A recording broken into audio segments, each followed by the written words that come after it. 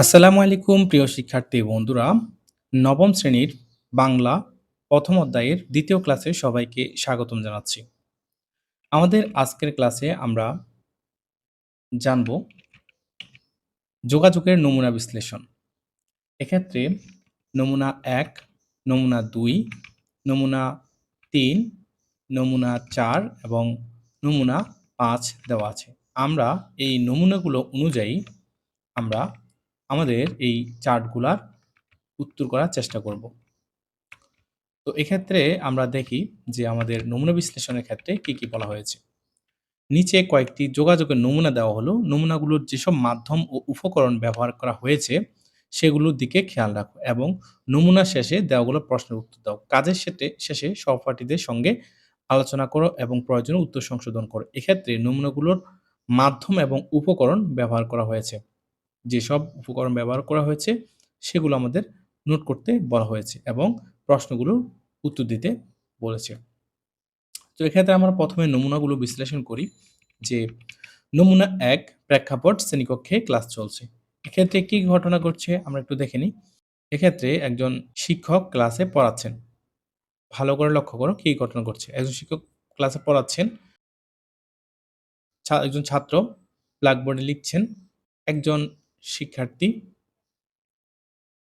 ক্লাসে পড়া বলছেন, আর অন্যরা হচ্ছে শ্রোতা যে ক্লাস করছেন। চলো আমরা পরবর্তীতে আমাদের কোশ্চেনগুলো দেখে নিই। আমাদের এখানে বলা হয়েছে কোন মাধ্যমে এখানে যোগাযোগ করা হয়েছে। প্রশ্ন ১, যোগাযোগে কি উপকরণ ব্যবহৃত হয়েছে? এই যোগাযোগের উদ্দেশ্য কি? এবং এই যোগাযোগে আর কি মাধ্যম বা এবং কি উপকরণ ব্যবহার করা যেত?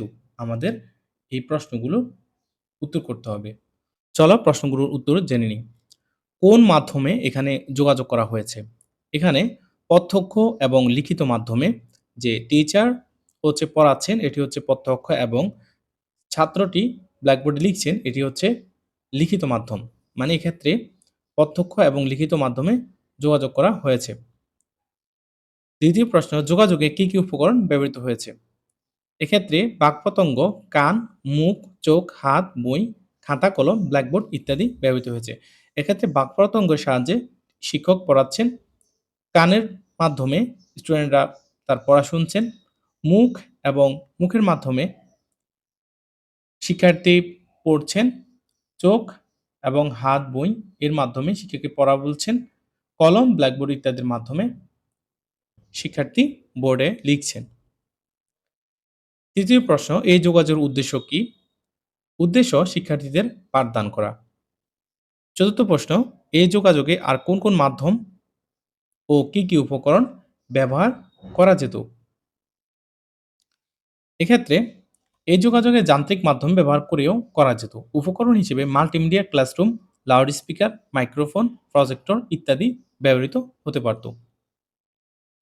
চলে এবার আমরা নমুনা ২ দেখে নিই। নমুনা ২, কনকসার উচ্চ বিদ্যালয় নজরুল জয়ন্তী উপলক্ষে একটি অনুষ্ঠানের আয়োজন করেছে। এজন্য তারা নিচের আমন্ত্রণপত্রটি তৈরি করেছেন। এক্ষেত্রে যে নজরুল জয়ন্তী ১৪৩১ দেওয়া আছে। এক্ষেত্রে একটি আমন্ত্রণপত্র লিখা হয়েছে এবং সেই সাথে যে লিখেছেন তার ঠিকানা এবং অনুষ্ঠান সূচি দেওয়া আছে। এক্ষেত্রে অনুষ্ঠান সূচি দেওয়া আছে। তোমরা তোমাদের সুবিধার্থে এটি পড়ে নিতে পারো। চলো আমরা আমাদের প্রশ্নগুলো দেখে নিই। এখানে কোন মাধ্যমে এখানে যোগাযোগ করা হয়েছে? যোগাযোগে কি উপকরণ ব্যবহৃত হয়েছে? এই যোগাযোগের উদ্দেশ্য কি? এই যোগাযোগে আর কোন মাধ্যম, কি উপকরণ ব্যবহার করা যেত? এই প্রশ্নের উত্তর আমরা দেখব যে এখানে প্রথম প্রশ্নের উত্তর, কোন মাধ্যমে এখানে যোগাযোগ করা হয়েছে? এখানে লিখিত মাধ্যমে যোগাযোগ করা হয়েছে। কারণ এখানে প্রত্যক্ষ কোনো মাধ্যম নেই। যোগাযোগে কি উপকরণ ব্যবহৃত হয়েছে? যোগাযোগে আমন্ত্রণপত্র বা চিঠি ব্যবহৃত হয়েছে। এই যোগাযোগের উদ্দেশ্য কি?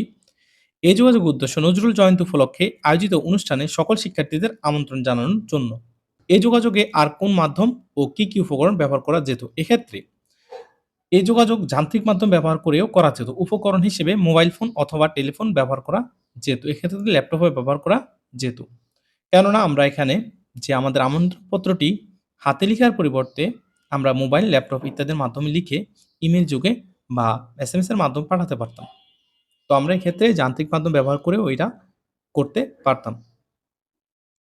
এরপর আমাদের নমুনা ৩ রয়েছে, ৪ রয়েছে, ৫ রয়েছে। আমরা আমাদের পরবর্তী ক্লাসে নমুনা ৩, ৪ এবং ৫ সম্পর্কে আলোচনা করব। আজকের ক্লাসটি এই পর্যন্তই। আমাদের ক্লাসটি কেমন লাগলো অবশ্যই কমেন্ট বক্সে জানাবে। চ্যানেলটিতে নতুন হয়ে থাকলে চ্যানেলটি সাবস্ক্রাইব করে বেল আইকনটি বাজিয়ে দিবে। ধন্যবাদ সবাইকে। আল্লাহ হাফেজ।